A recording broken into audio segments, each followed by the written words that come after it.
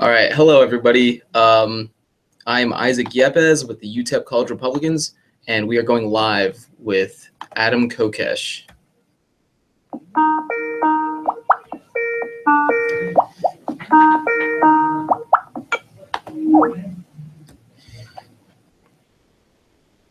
Oh, all right. Here we are.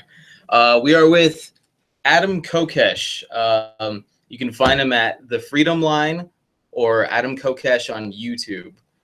How are you doing? Outstanding. Yourself? I'm good, and I would like to thank you for your service. What are you talking about? Which service? The Marine Corps. Oh, so you like you're a fan of bankers and politicians and war profiteers? Is that what I'm getting? I was not aware. What do you mean by the bankers?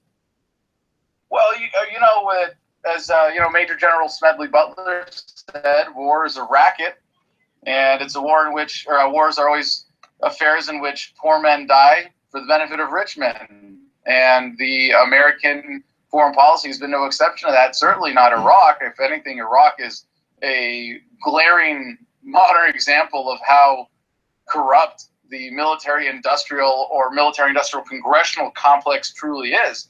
So if you want to thank me for something, thank me for what I'm doing now, outside of the military, fighting against militarism, fighting against the idea of governance, of controlling other human beings by force and violence, standing up for freedom. Because when I was in the military, I was kind of tricked into thinking that that's what we were fighting for, that that's what it was about. But Iraq and having to really face the reality of what drives our foreign policy, it's not protecting this country. And you really have to be deliberately ignorant. And I totally was, to with glaringly dangerous and really relatively mythy of government. And the fact is that having militaries makes the founders of this country were against the idea of a standing army for a reason. By the way, your video is flashing pink, crazy strobe at me. Yeah, I don't know if that's like showing up on my face. Yeah, it's not a disco here in the I don't know what's going on. Like I said, the Wi-Fi is on haywire over here. I mean, public university.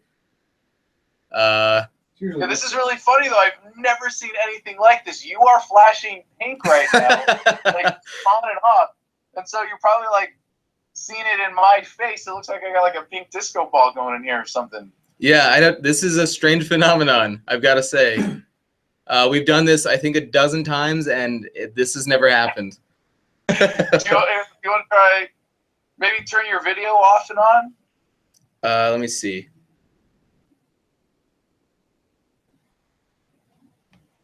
How about now? Yeah, hey, that did it. All righty.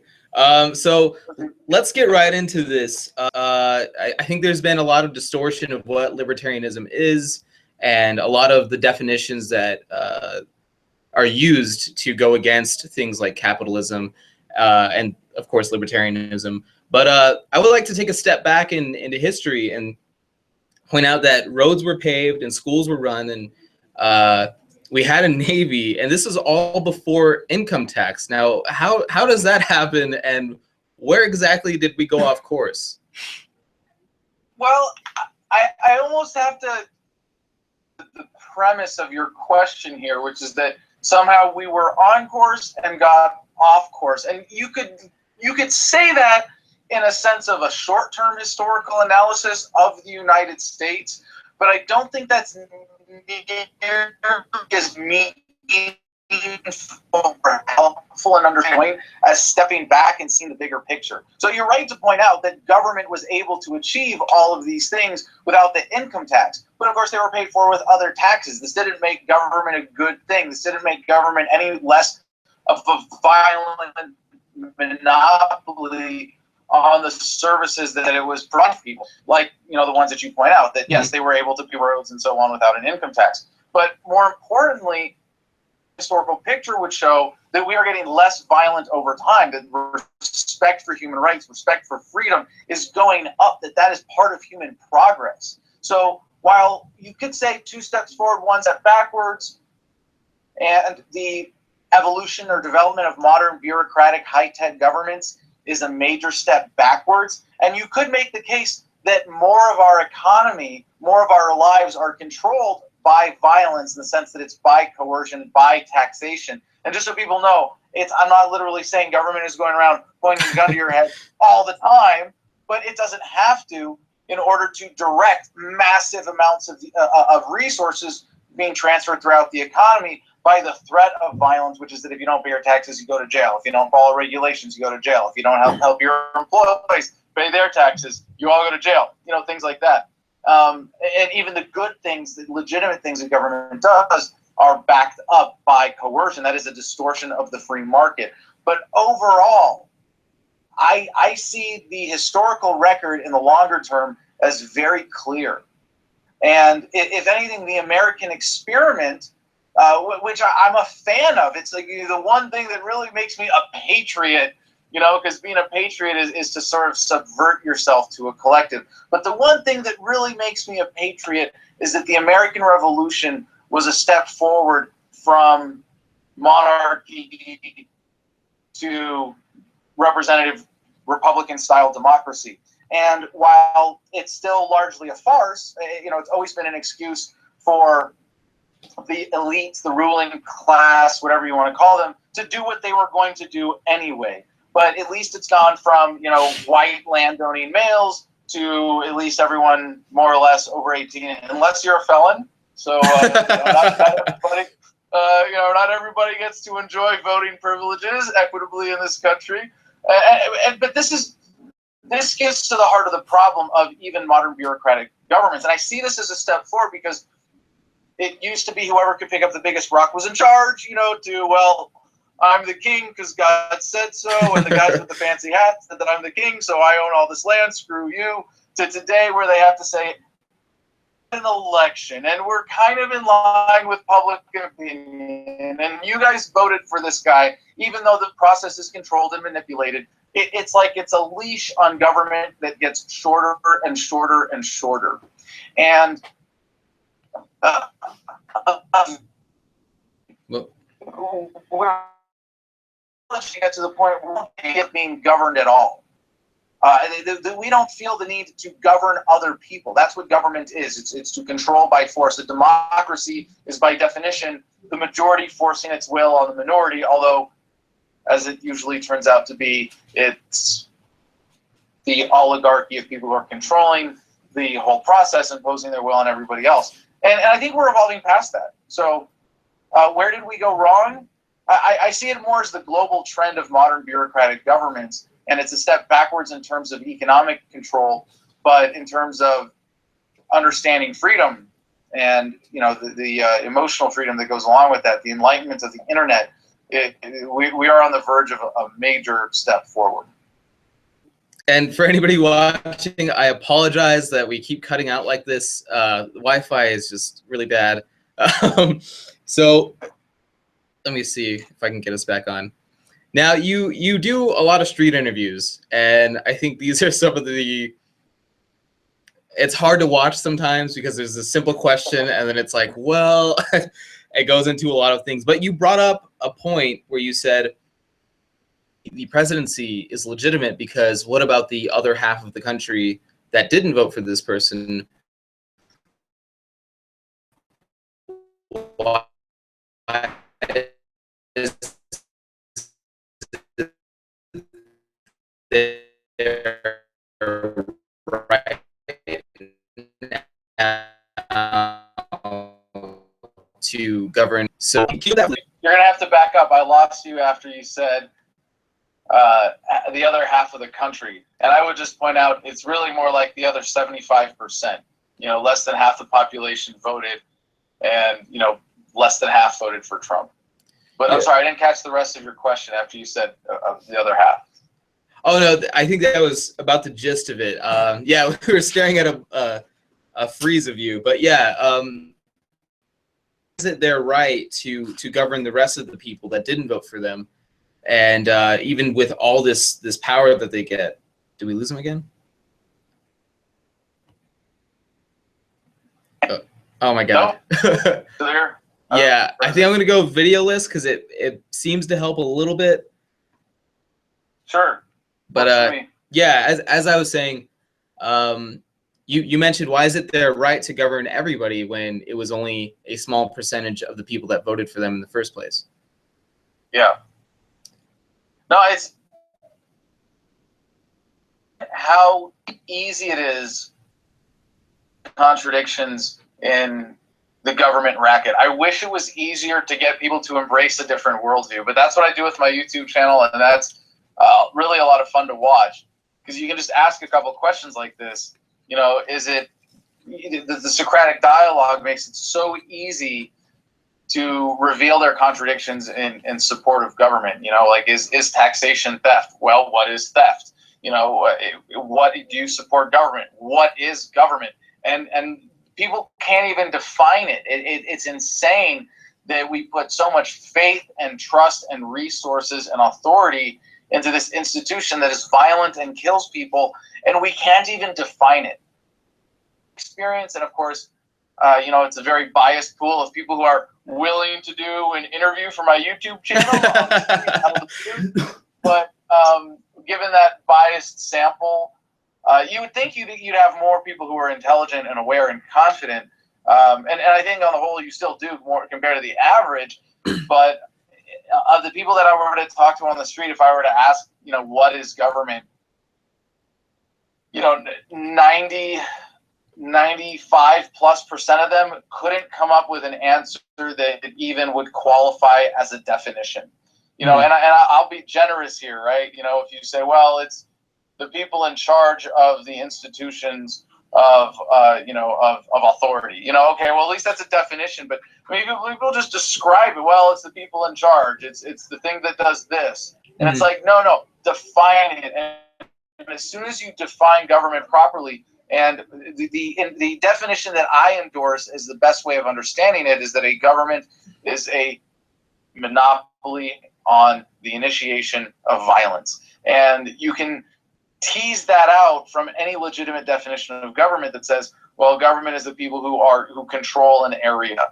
Well, okay, it's control, but are they controlling it with ESP? No, they're controlling it with guns. You know, they're controlling it with jails and with courts. Like, just stop and think about it for a second. What is it that makes governments unique from any other organization, right? You know, a community group, a corporation, a nonprofit, whatever the case may be, is that what government does is backed up by the initiation of force. If you don't want to do business with them, you don't have a choice. Everything else, you have a choice with. And once you identify government as that, once you define it properly, if you're of any integrity, you at least have to go, well, gee, that's probably a bad thing. Let's look at alternatives, because we all, as human beings, inherently know that peaceful relationships are preferable to violent relationships. Like, duh. So when you see this, and to bring it back to capitalism, this is also, you know, properly understanding capitalism as a system based on ownership of the means of production. Well, the ultimate means of production system is the individual human being, the individual human mind and body. We understand that value is subjective, right? Adam Smith's labor theory of value is where you put into it. No, it's values based subjectively on the person who would be buying it, on the would-be consumer, or to the person. Value is in the mind of the beholder, right? Well, if I own myself, the only real metric I have of productivity is human happiness, is my own satisfaction. You know, it's not capitalism. It's not about dollars or widgets or bottom lines. It's about you own yourself and human happiness. All that other stuff flows from that. You know, you can own yourself. Therefore, taxation is theft. Therefore, you can own property. Therefore, you can own a business without any interference of government. That even economically, your right to swing your fist or your hammer, ends where your neighbor's nose begins. And Okay, so we have this definition of capitalism now. So I hold on, I gotta say first before letting like a line like that go. I just have to say, with apologies to Benjamin Franklin, I'm so sorry. now that we have this corporatism, because it seems to me that a lot of people seem to confuse the two terms. Yeah, that's really important to understand the distinction there, because corporatism is what we've been fooled into thinking now is capitalism. And capitalism only exists in a non-violent society. I know that's kind of a technical ideal. You could say it would at least be a stateless society. But if capitalism is a system where ownership of the means of production is respected, even if I get punched in the face, well, hey, it's not capitalist for me right now. Someone is, claiming ownership of my face. But capitalism has to have a non-violent society and respect for individual rights, and therefore individual property, individual right to communication, to expression, to free exchange, and to do what you want with that property, to own the product of your labor, to engage with the world without any threat of violence being used against you. Mm-hmm. So we're told that it's the pursuit of greed or money or whatever the case may be. It's profits over people, and it's like, no, I mean, what are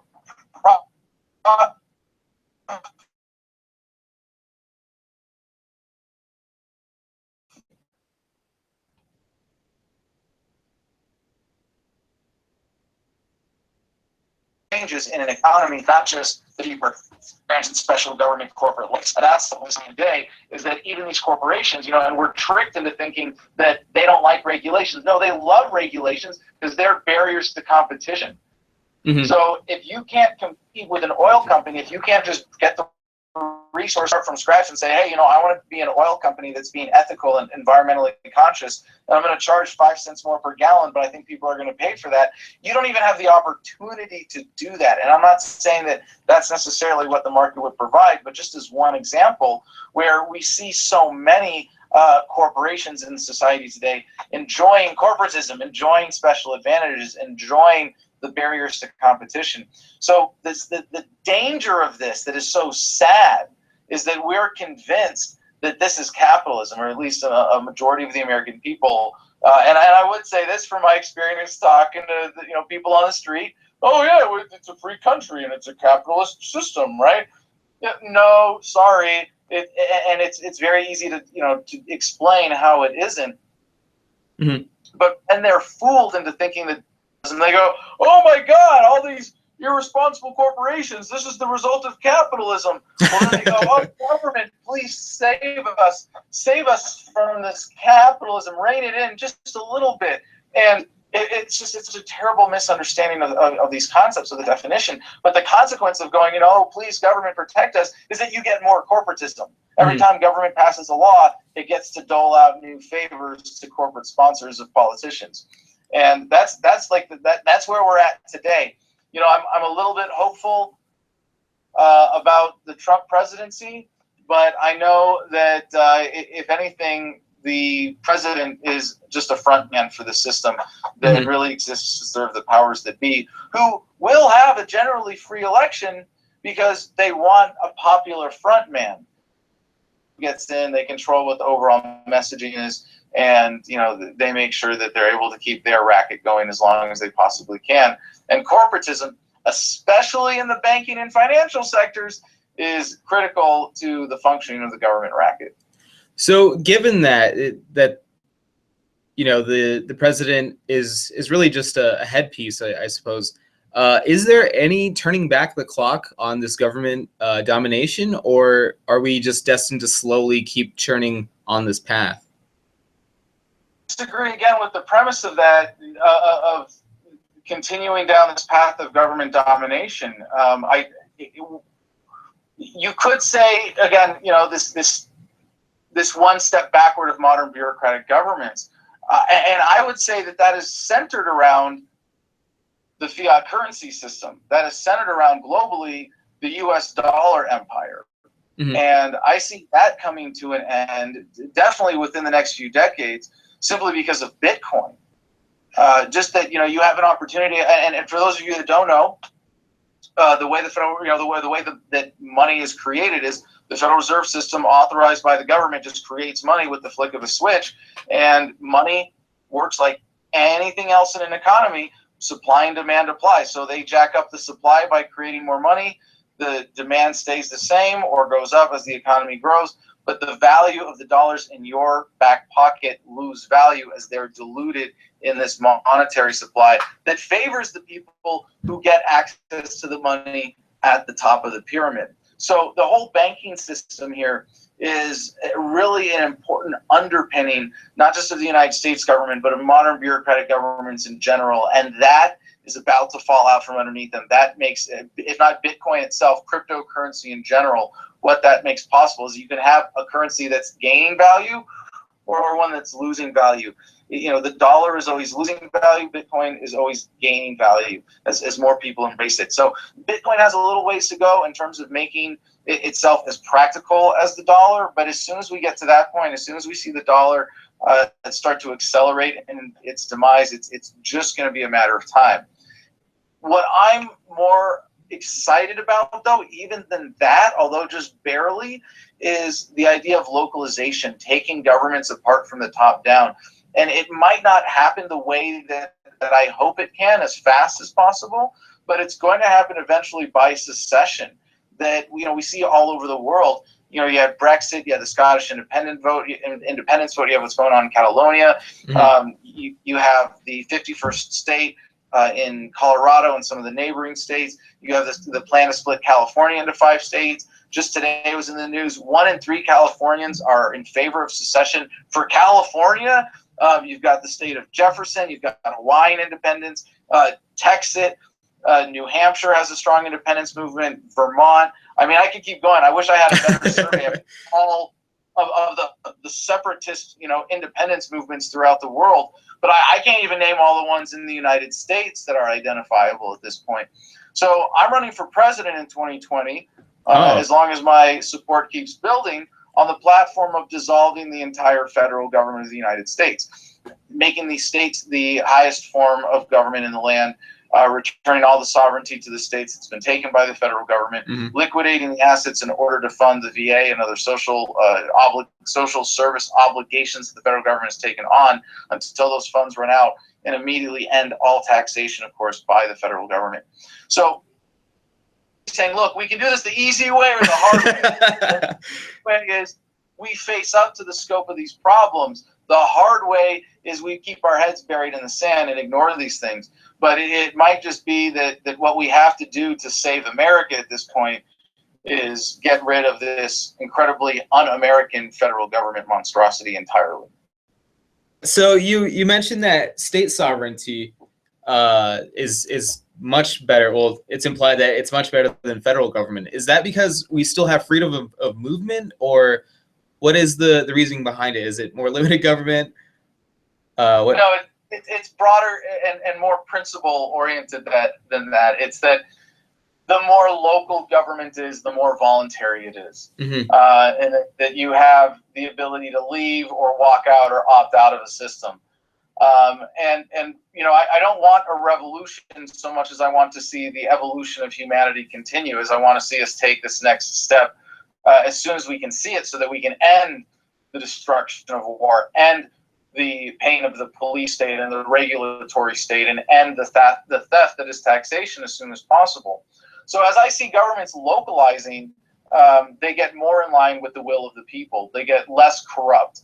But what we need to get to eventually is the point where governments are really limited to sort of semi-legitimate territorial monopolies. So if a city doesn't dissolve and a city becomes a corporation and acknowledges that it really owns all of the territory within city limits, and it's it's as a corporation in that sense, and is ownership based, then I have no problem with that. Although at that point it wouldn't really be called government; it would be called a community corporation of a city, or maybe even a county. But really, to get to the point where governments, even in that sense, and at that point, I don't know if I would even call them governments, but where they really shrink down to geographical localities, such that at least all the space between is truly free territory, where there is no coercion, where we resolve disputes through the natural law, through insurance and dispute resolution services,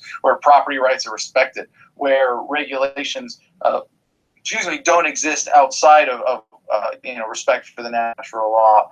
That's where we're evolving to, and I'm really excited to be living at this point in human history where we're at this incredible turning point where all of these incredible dynamics of the human experience are accelerating as if exponentially to live through an incredible turning point.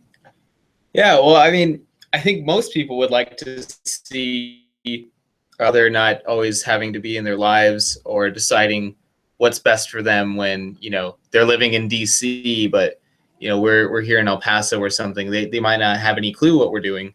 So it's been described to me throughout almost every political science course I've ever had that Europeans generally see the government as an entity for good, and Americans are generally more suspicious of the government. Is there merit to both of these, I guess, persuasions, or what are we looking at here? It's fair to say that there is a distinct cultural difference between the European general attitude towards government versus the American attitude towards government. But at this point, the American people as citizens of the empire might have gone and surpassed Europe in our statism, if you will. Mm-hmm. It's really, I don't want to try to comment too far out of my wheelhouse here on national governmental attitudes. I mean, I know in Europe they're similarly exposed to the internet and the information revolution that we've all gone through, that we're experiencing, that makes that leash on government just so much shorter. But I will say, as a comment on how far America has perhaps fallen from that ideal, mm-hmm. Not a lot makes me angry, but I do find it really frustrating to hear obedient, wage slave, tax-paying, American law-abiding citizens criticizing illegal immigrants coming into this country. Because if America means anything about rebellion or freedom or resistance of government, then illegal immigrants who defy government borders, who commit civil disobedience, who assert their right to freedom of movement in a way that is against the law, who come to this country in a way to be productive. There are plenty who will take advantage of social services, which is like all the more reason we need to end the welfare state or collapse it if that's what it takes. But they come here to work under the table. They don't pay taxes. They're not, if you're complaining about getting spied on, illegal immigrants are not helping pay for that. I think they're disimpacting our government from doing that. If you're upset that government is taxing you, then you should take a lesson from them. If anything, if we want to make America great again, we need to look at the example that is being set for us mm-hmm. by illegal immigrants who will say to government that they will not be oppressed. They're just going to work around it. And considering, for all the fear mongering and the tactics of the Donald Trump campaign to set people against immigrants in this country, by and large, why are they coming here? It's not to be violent. There are some, but by and large, if we were able to put the resources that are wasted, trying to enforce a border into public safety, we'd be far safer. We'd be far better off. They bring economic activity to this country, and what we see in the border violence, or rather the violence on the south side of the border as a result of the drug war, actually is very feeling about how much the American government manipulates not just the drug war, but the economies of countries outside of this country.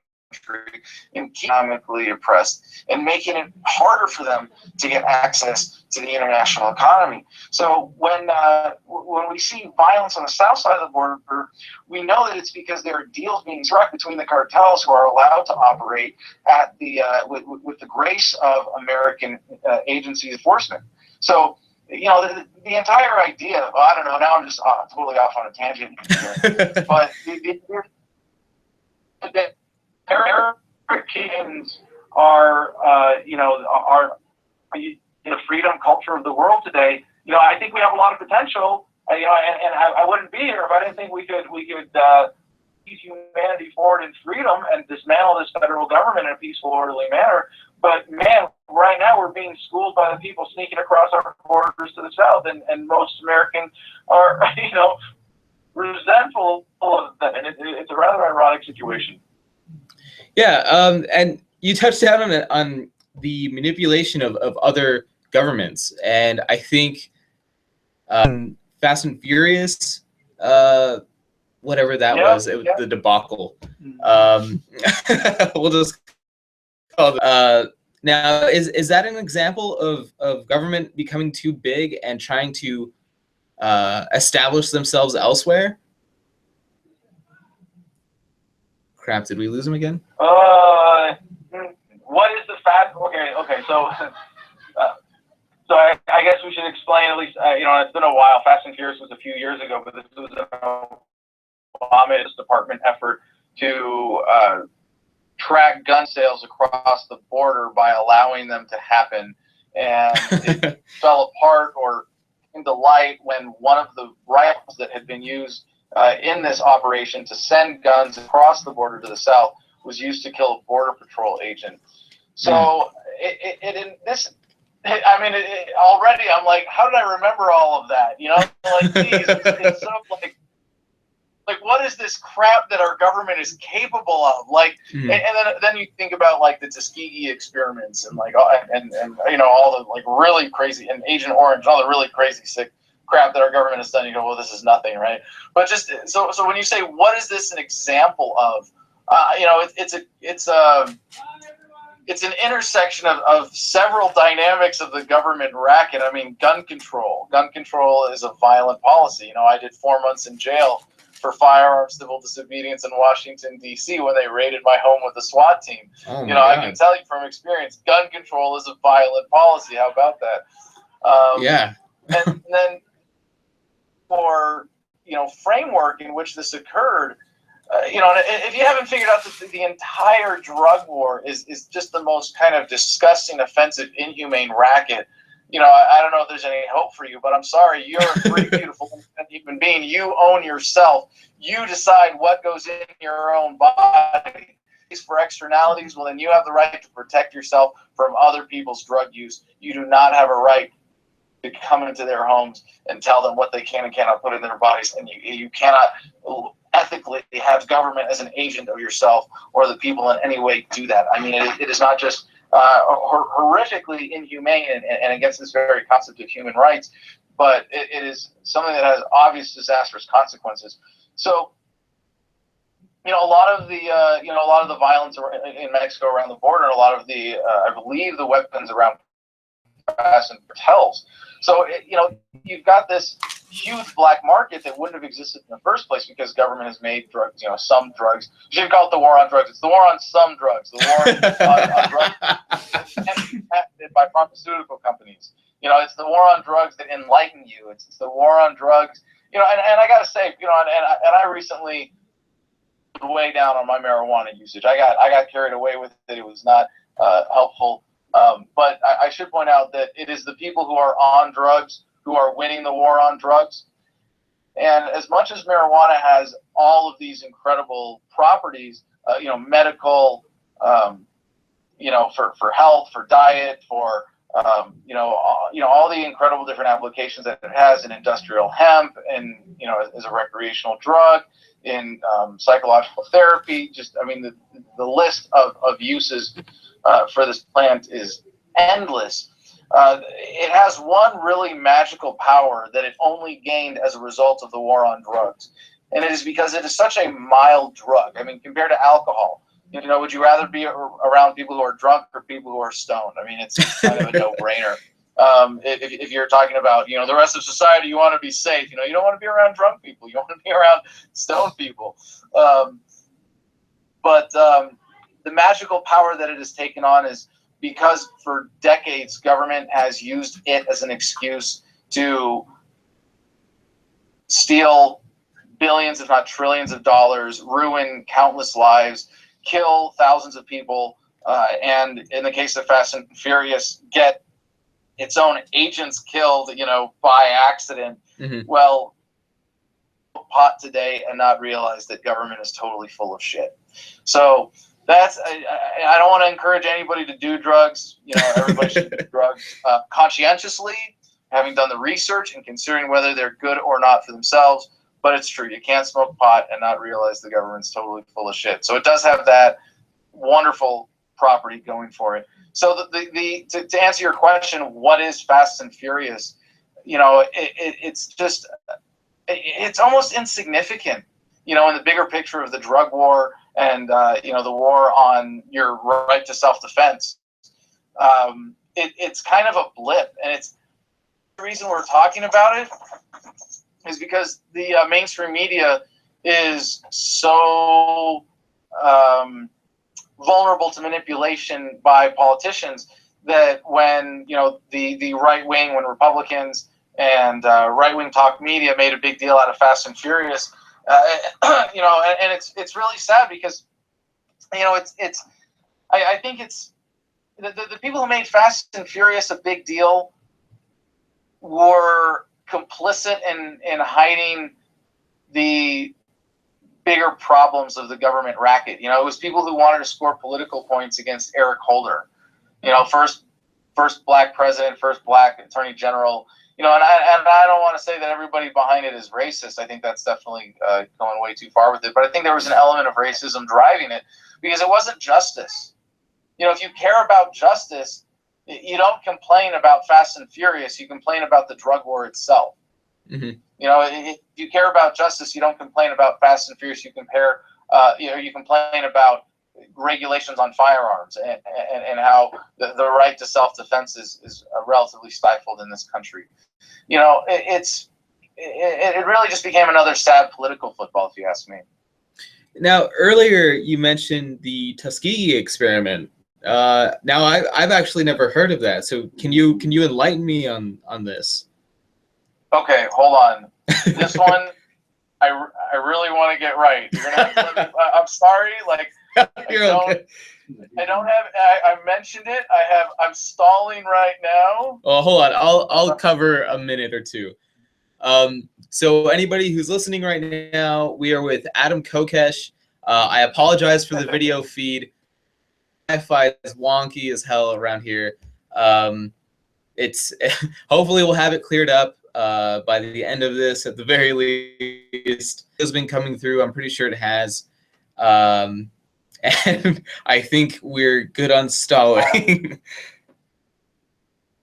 So this is from Wikipedia, the most reliable source on the internet. Tuskegee syphilis experiment. No, but I do love Wikipedia. I support Wikipedia financially. Just ever so slightly. I have a couple of professors that support it.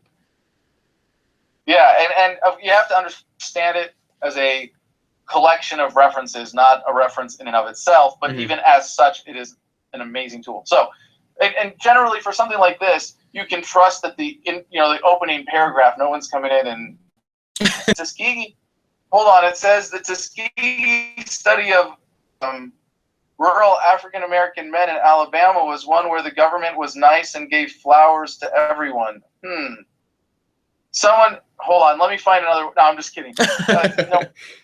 It's the Tuskegee study of untreated syphilis in the Negro male, also known as the Tuskegee syphilis study or Tuskegee syphilis experiment, was an infamous clinical study conducted between 1932 and 1972 by the U.S. Public Health Service.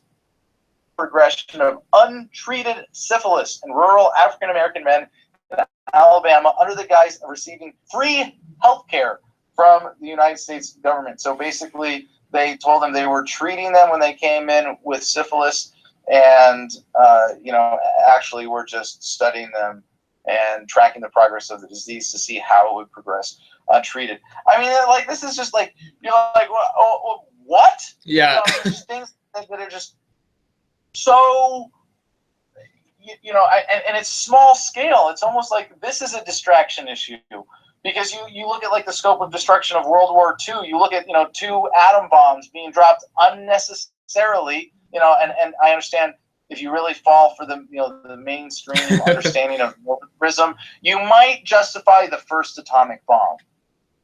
Okay, fine. A second atomic bomb on a city full of people? Are you freaking kidding me? Like, that doesn't bother you at all? Like, all the American soldiers, Marines, in the battles that I studied, when I was going through boot camp, of all the great battles of the Pacific and in the European theater. When you look at World War I, I mean, just the prison population today. It's look at how healthcare, and I'm as free market as it gets, Mm-hmm. but we'd be able healthcare to people who are indigent far more effectively, far more cheaply, if we were able to allow competition to come into the medical industry. It's just people die every day in this country from chronic diseases that we're capable of taking care of and treating, that we don't organize the resources to do it, because instead we trust government and we trust the regulations and these government-sponsored corporatist insurance companies. It's insane. And you look at this, it's just one example, but I will send, since you mentioned my references here, go back to one other thing, and this is Agent Orange, because this is something like on a huge scale, Mm-hmm. on a scale of the Vietnam War, 2 million dead Asians and about 50,000 dead American service members. Agent Orange is one of the herbicides and defoliants used by the U.S. military as part of its herbicidal welfare or warfare program. It's very appropriate there to slip of the tongue and say welfare.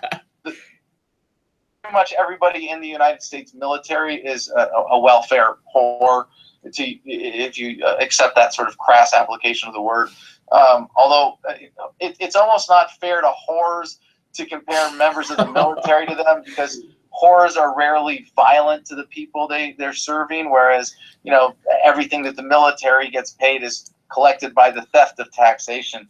But anyway, Operation Ranch Hand during the Vietnam War from 61 to 71, this caused birth defects, cancers, all sorts of incredible health consequences just for U.S. service members, not to mention the people who were in the field living in Vietnam.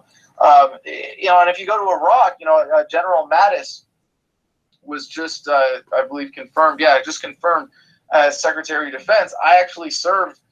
I can't really say served. I was in the military, deployed under General Mattis with his command in Fallujah in 2004. He committed war crimes. And you look at the statistics now in Fallujah, it's something like 1 in 4 children are born with birth defects because of depleted uranium poisoning.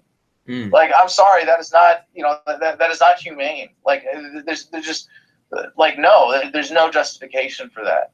And what's really so exciting is to see that as we get closer with the internet, as the internet brings people together in this world, it is harder and harder to convince trigger pullers to go out and do violence against innocent people. It is harder and harder for the war profiteers to start wars. And I really am excited to see this happening, within the next few decades. We went from World War II, where they were able to convince millions of gullible young men to dress up in silly costumes and meet in the middle of fields where none of them lived to kill each other because they're wearing different colors. You can't do that anymore. The scale of war is coming down, I think, on a kind of radioactive decay curve, where it used to be you could have total war all the time. And this is where I think the work of Steven Pinker at Harvard, a professor who did a great TED Talk on this, is so important, demonstrating that we are living in the most peaceful times ever, where you are less likely today than ever before to be subject to violence at the hands of another human being. And that's largely because of war being less of a continuous presence in our lives. As much as it's in the headlines, you know, if you follow the mainstream media too much, you might think that the world is a terribly dangerous, violent place and that it's getting worse every day. Oh my God, got to elect someone to keep us safe. But no, it's getting safer and more peaceful every day.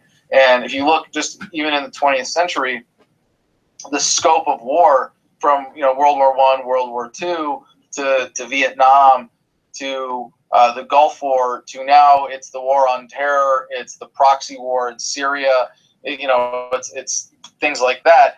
It's harder for governments to get full-scale war going. Remember when Obama wanted to get boots on the ground in Syria, it was service members holding up, you know, little white pieces of paper and their wives, you know, I did not enlist to fight for Al-Qaeda in Syria.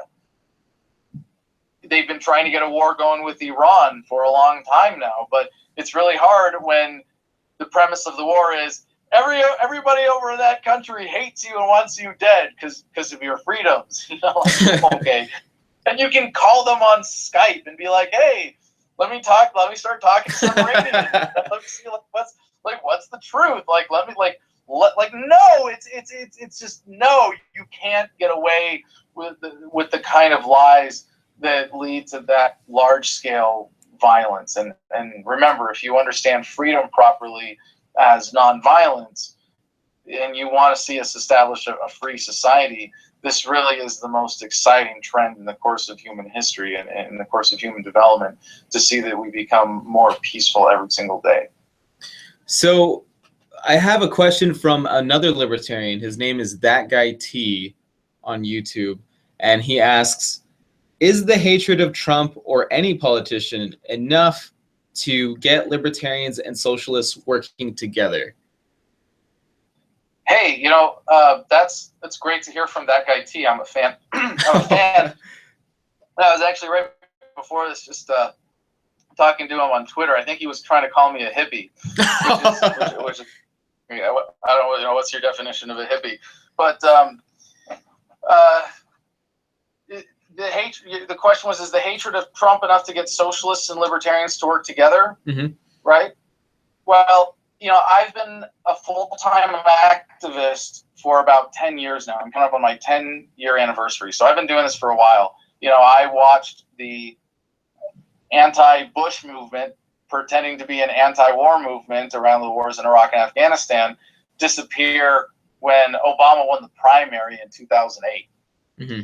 You know, I've watched the rise of the alt-right, the conservative opposition under Obama.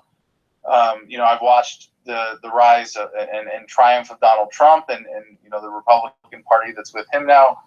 And it's like every time the pendulum swings, the suckers who, oh, well, I'll protest when a Republican's president, or I'll protest when a Democrat is president. Well, they come out and we go, yay, hey, you're joining those of us who are like, always protesting because we're not here for politics or ego gratification. We're here for principle. I mean, to answer T's question, I want to work with everybody who's coming in this direction. I got to say first, like, you know, the hatred of Trump, you know, nobody is worth hating as an individual. You know, freedom is about connectedness, is about respect for individual rights. At some level, it has to be really grounded in love. Oh crap, T, that's what must be making me think you, or making me think I'm enemy, right? Because I'm in touch with the love that's behind this. You know? It's our highest form as humans, as independent consciousnesses, to be in a state of love. And I as a result of like really realizing this and wanting to incorporate it in my attitude and I just want to encourage everybody who's moving in the right direction. I want to encourage every step in the right direction. I'll be there to say, you know, way to go, Trump, when, you know, he does something that moves us in the direction of freedom. Although I'm not going to give him too much credit, because I know it's really about, you know, the string pullers and what the American people are you know, letting him get away with.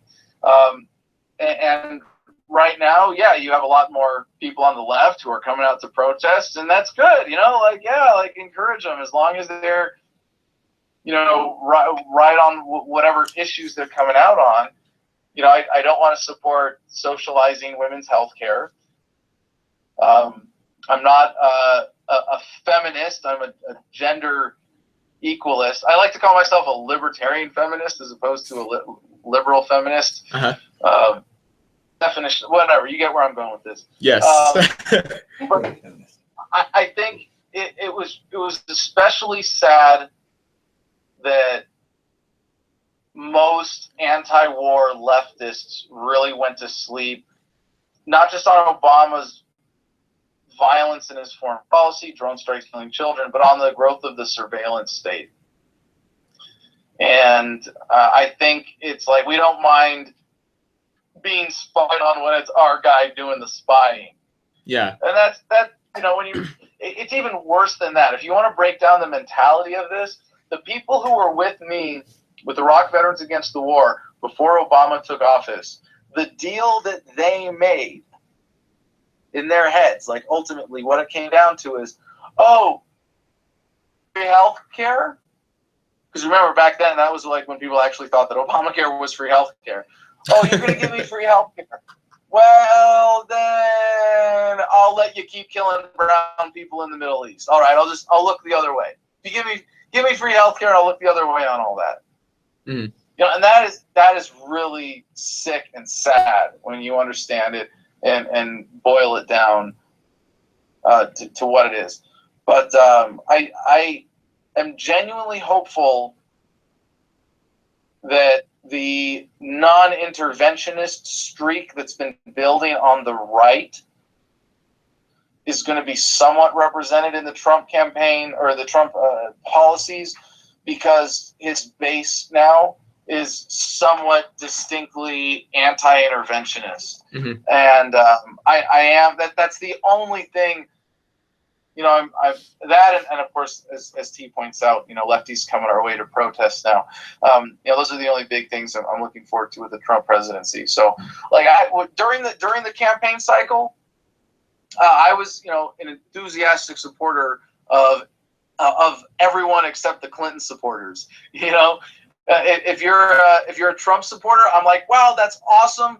Republicans are so desperate for something outside of the establishment. They'll take this guy? What? Really? Like, whoa, wow. Okay, so they really are pissed off at the Republican establishment. That's awesome. That's a huge step in the right direction, right? And then looking at the Democratic primary that was won by Bernie Sanders, at least unofficially, right? Yeah. The fact that most people on the left, or most, maybe that's not, to be precise, Democratic primary voters, are looking for something radically different, philosophically different. Of course, we already live in a socialist country, so it's kind of silly to be like, well, we're radically different because we're, Bernie Sanders is democratic socialism now. But they're looking at principle. They're looking at fundamentally examining their concept of what government is and their expectation. And I've won a lot of people over in my audience from both camps. Mm-hmm. Since and during the election, of people who I saw going through these different transformations. So, I think I've always thought that our movement has had a too cozy relationship with the right, and maybe it was because Ronald Reagan said libertarianism is the heart of conservatism. And, it depends on how you define those terms. Because if you define them, if libertarianism properly in that statement, then conservatism is, just mainstream, watered down, not quite libertarianism. But that's not what most people think of when they think of conservatism. So I don't really agree with that. I would think that Ron Paul really got us most of the low-hanging fruit from the right. Mm-hmm. I think there's still plenty there. But especially right now, the big opportunity for the freedom movement is working with leftists and challenging them to examine their principles. People on the right or Trump supporters are just going, well, the system worked. See, we had a correction. Now we have to wait and see what Trump's going to do. And, with Gary Johnson as the nominee of the Libertarian Party, it was kind of hard for me to say, okay, fine, vote for Trump. But, and I didn't encourage that. I still see the long view. people say, oh, well, if Hillary Clinton would have won, it would have been World War III. And she wouldn't have gotten away with that. You might even argue that Hillary Clinton winning would have been a more, stable continuation, I should go this way, of the status quo and the increase in the size of government in a way that would have, gotten less people killed and taken us to the breaking point sooner. Be a good thing. Maybe Trump is going to kind of pull us back, but it's going to be erratic. And, there's going to be people who get hurt. There's going to be upheaval.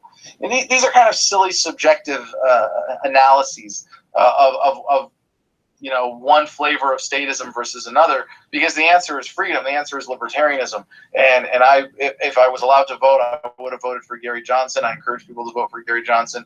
I think building a libertarian party for the long run is in the better interest of libertarians. And, this is from my experience within the Republican Party. And, you can look at Republicans and libertarians as sharing these issues or sharing their perspectives on these issues. But when it comes down to it, libertarianism is progressive in the truest sense of the word. It's not about conserving existing social institutions. I would say at this point that most people who call themselves liberals or progressives are regressive, are conservative. Mm-hmm. If the people at the Women's March who want to, go back to Obamacare at this point, like, that's a conservative position. They want better social, they want more of the same, more of the status quo. That's conservative. If anything, libertarians are the only true progressives, the only true liberals in the sense of being open-minded and looking forward at where we go with this. I think, in a sense, conservatism as part of connected, to that American tradition of freedom might have, a more direct kinship with libertarianism, but not as we see it manifest in the Republican Party, not as we see most people defining conservatism. It really is more, if you define conservatism, well, the American tradition of changing traditions, the American tradition of changing the status quo, the American tradition of overthrowing tyrants and moving forward. That's okay. Well, then, if that's your idea of conservatism, then yes, that's libertarian that's moving forward. That is about humanity progressing, not trying to maintain the status quo. Yeah, I think that's a good look at it, because there's clearly this signifier from the left, the far left, where they are trying to regress back. Certain words aren't allowed to evolve anymore. Certain ideas aren't allowed to pass, and it's a little shaky with the realignment, I think. From Romulan64, he says, "What do you think about the possibility of governments actually trying to turn the frogs gay? Not joking. If Sargon of freaking Akkad can find peer-reviewed research on it, looked at the study, what are the implications?" I'm a little surprised too. No, I don't. Okay, this is obviously a far more legitimate topic than, say, flat Earth theory. Okay, so I'm not being dismissive at all. If it was flat Earth, I'd be like, "You're a psyop. You're just trying to distract us." But in a way, like, I would say that the frog turning gay issue, I don't like the Tuskegee experiments. Mm-hmm. I could be wrong. Maybe when they make enough of the frogs gay, then Hillary Clinton's going to be president. I don't know. Like, I haven't studied the issue. Like, I haven't gotten into it. Excuse me. So, I don't want to pretend like I'm speaking from some point of authority here. I don't have a hard time believing that there's some government experiment or some deliberate attempt to make frogs gay. That there's some, I believe that chemtrails are real. That it's definitely overblown. There are a lot of people being way too paranoid about that. But there's enough evidence. There's of HAARP, of population. It's just a question of what is the extent of it. And to me, this is just all the more reason to say, well, that's why we have to abolish government. That's why we have to take all of these functions and privatize them and make them completely transparent. I don't know if what I'm saying sounds totally ridiculous. If most people who have gotten into like the frog turning gay story think that what I'm saying is totally irrelevant. But the main reason I don't really care too much about stories like that is, it's kind of a matter of perspective and what's a distraction or not. I don't think, and no one's going to go, oh my gosh, the government is trying to make the frogs gay. Therefore, we should vote government. It's a big leap.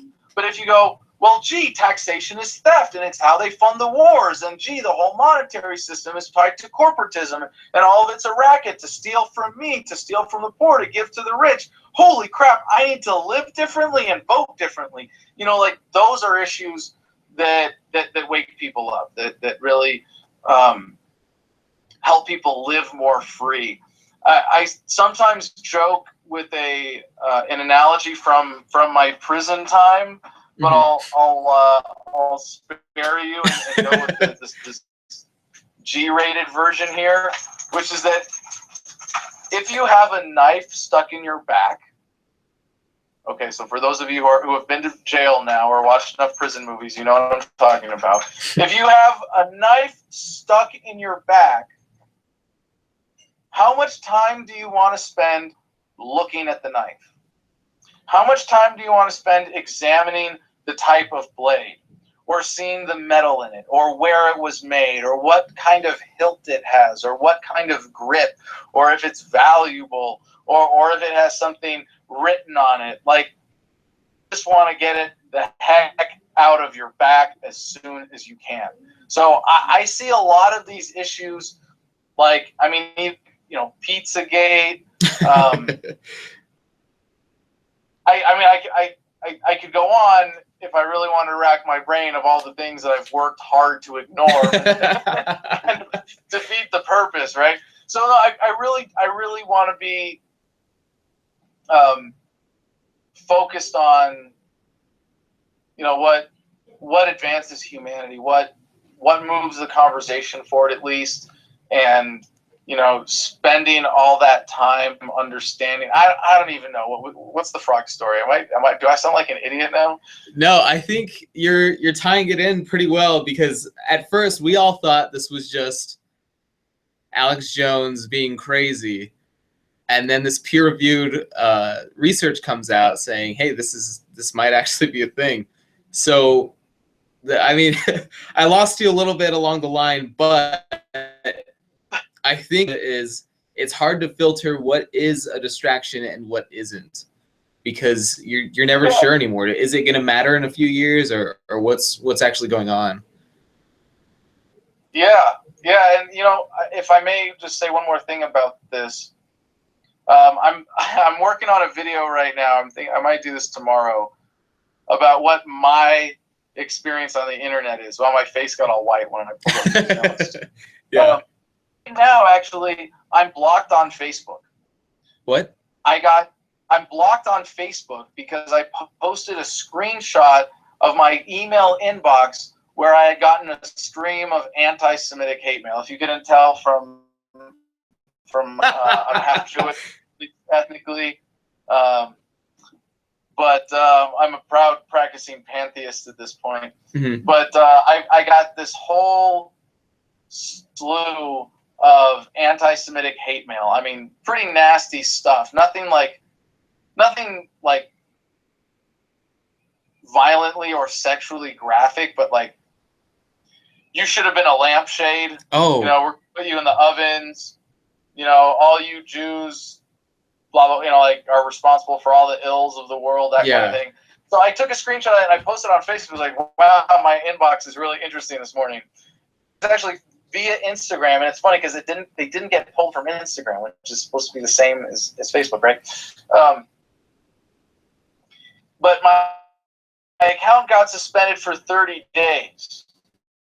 I'm not allowed to talk other people's racism. I'm not allowed to talk about other people. I'm not allowed to even call, just the Facebook censorship is insane. And obviously on Instagram, 2 months ago, I hit 17.9 thousand followers. Not that much, right? And then it stalled and went down to 17.8 thousand followers. And it has been stuck at exactly 17.8 thousand for 2 months. Oh. How does that happen? I look at my likes and stuff on Instagram. I know stuff's getting flagged and pulled out of people's feeds some way. On YouTube, I was demonetized in 2013. I went from $3 per thousand views to $1 per thousand views, and they didn't tell us why. We didn't find out until 2016 about this. There's a great Zero Hedge article about it. And, anybody can report something on YouTube. I know my stuff gets trolled. I know it gets swarmed. Mm-hmm. If you go and look on my videos where it says like, or I guess whatever, where it says, thumbs up, thumbs down, most of my videos when they first come out, it's almost all likes, like 99%, because it's my fans, it's people seeing it, the first ones there. Mm-hmm. And even when it's like an unpopular video or a video that's controversial, you can see how, okay, now I've got, 10% dislikes, 20% dislikes. Okay, fine, whatever. But a lot of my videos, I'll post them, and right away, 20, 30 dislikes and 5 likes. And you're like, whoa. Yeah, how is this happening? It just got as soon as I uploaded it, it got sent to a bunch of people who hate me. Like relatively normal, benign video of me having a conversation with someone on the street. So, and you would think, well, hey, Adam, with all this, at least you can do email, right? Because, being banned on Facebook means I can't use Facebook Messenger right now. But actually, because one person complained that I was spamming my email list, I don't have access to my account on Constant Contact right now. Oh, and you would think, okay, so you've got a form set up on your website. Well, no, my form has been overrun with spam, and my form administrator is not getting my emails half the time. What? No, yeah, Gmail isn't always working because stuff gets filtered out into spam that's not supposed to. I've been in conversations 3-way, 4-way with people on Gmail where one person in the conversation isn't getting messages from one person because it's getting triggered as spam. Like, you can't even, okay, so now, and then on Gmail, I got a warning earlier today that someone from Seattle has my password and got blocked logging onto my account. Like, how does this happen? And then text message, you got text messages, right? Text messages are reliable, at least. No, for me, I mean, it's in a different kind of suppressed internet. It's really like digital communications instantly. But at this point right now, being blocked on Facebook and Constant Contact, at this point, Twitter, except for Twitter, all of my means of communicating with the outside world are kind of compromised. It's actually don't get me started on phone conversations, but a lot of stuff. I hear a lot of clicks, and I don't mean to be paranoid, but hey, if I was a statist and I knew who Adam Kokesh was, if I knew who Adam Kokesh was, and I disagreed with him on everything and supported Donald Trump or Hillary Clinton, I would be disappointed if the government wasn't spying on that guy. So whether they're doing this, if there's some conspiracy or if it's just, this is the modern internet when you're challenging authority. I see all the more motivation to support open source social networking. But when it's censored very visually and deliberately, I'll say Milo Yiannopoulos, right? With the protests about his book and his events and stuff. Even that's a distraction, right? When someone on the left wing goes, "Oh my God, look at this guy on the right wing. We need to censor that guy," or vice versa. What they're really suppressing is that third higher option of libertarianism. It's not they're more clever than that. At this point, they know that if they try to censor something, it's going to backfire. Mm-hmm. It's like the media trying to go negative on Donald Trump. Oh, BS. We saw from the Clinton emails. that the Clinton campaign wanted the mainstream media to support Trump and Carson and Cruz because they would be the ones that they thought were going to be easier to defeat in the general. You know, it's just, you have to think, you know, you really question everything and think one level ahead of them. If you're hearing about someone getting censored, it's generally because they want you to hear about someone getting censored. It's the guy like me, you know, say that I'm special, but there are other people in my situation. There are other examples of this, but it's people who are in a situation like me who you never hear from to begin with, because we're being throttled this way, who are the real threats to the mainstream left-right paradigm and the conversation that keeps everybody trapped in the, you know, the hamster wheel of government. Yeah, well, we are running out of time, but thank you so much for joining us. I'm Isaac Yepes with the UTEP College Republicans. This is Adam Kokesh. Where can we find you on Twitter? And if you know, my last name is Kokesh. You know, that's fun story. That's What's that? actually kind of strange because I searched for you yesterday and nothing came up. Yeah. I mean, I hear stuff like that all the time. My last name is it's Kokesh, Kokesh. It's a funny American way of saying Smith. My name is basically Adam Smith. It's a Bavarian name that was shortened on Ellis Island. But the easier way to find me is thefreedomline.com. I'm surrounded by freedom logos. I don't know if that's the URL on it, but it's thefreedomline.com. That's where you can find my book for free in every digital format possible. It talks about how we get to move past the statist paradigm, how we get to take governments apart from the top down. It's called at thefreedomline.com. You can find me everywhere, even on my now temporarily defunct Facebook page. You can find YouTube, find me on Instagram. So easy to remember, freedomline.com. And Isaac, thank you so much for letting me ramble. Of course. Go over on your time there. No, I hope I can find you tonight on Twitter, and I hope we can do this again, especially when the internet's not. I feel so bad about the video feed, but yeah, I'll contact you about that. But thank you so much. That's, you know, internet problems. That's never happened to me before. I can't imagine why. You might be having issues tonight. Gee, I don't know. Yeah, that is actually a really strange coincidence now that you mention it. All right, man. Have a great night. Thank you very much. Peace and love to you, brother. Thank you.